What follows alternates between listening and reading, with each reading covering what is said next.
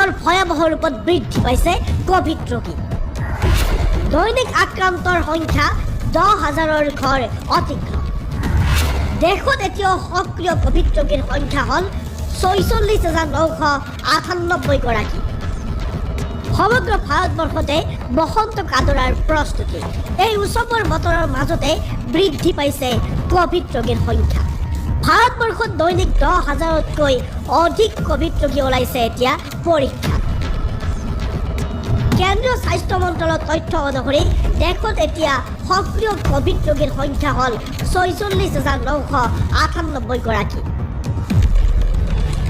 উল্লেখযোগ্য যে বুধবাৰৰ তুলনাত বৃহস্পতিবাৰে সমগ্ৰ দেশতে 7,830 গৰাকী কভিড ৰোগীৰ সংখ্যা বৃদ্ধি পাইছে।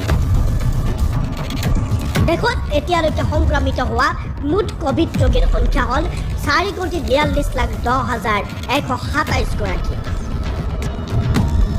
দৈনিক কভিড পজিটিভৰ হাৰ 4.42% বৃদ্ধি পোৱাৰ বিপৰীতে সাপ্তাহিক পজিটিভিটিৰ হাৰ হ'ল 4.02%। এতিয়া সক্ৰিয় কভিড ৰোগীৰ সংখ্যা মুঠ সংক্ৰমণৰ 0.10%। কেন্দ্ৰীয় স্বাস্থ্য মন্ত্ৰালয়ৰ ৱেবছাইট অনুসৰি দেশজুৰি COVID-19ৰ আৰোগ্যৰ হাৰ 98.71%। ৰোগীৰ মৃত্যুৰ হাৰ 1.19%।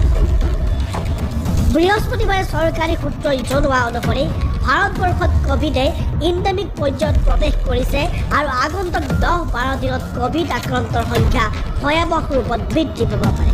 তাৰ পাছত হয়তো সংক্ৰমণ কমি যাব।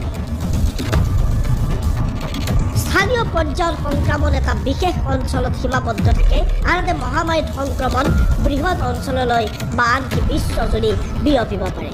সেইবাবে স্বাস্থ্য মন্ত্ৰালয়ে সকলোকে সাৱধান হৈ থকাৰ নিৰ্দেশ প্ৰদান কৰিছে।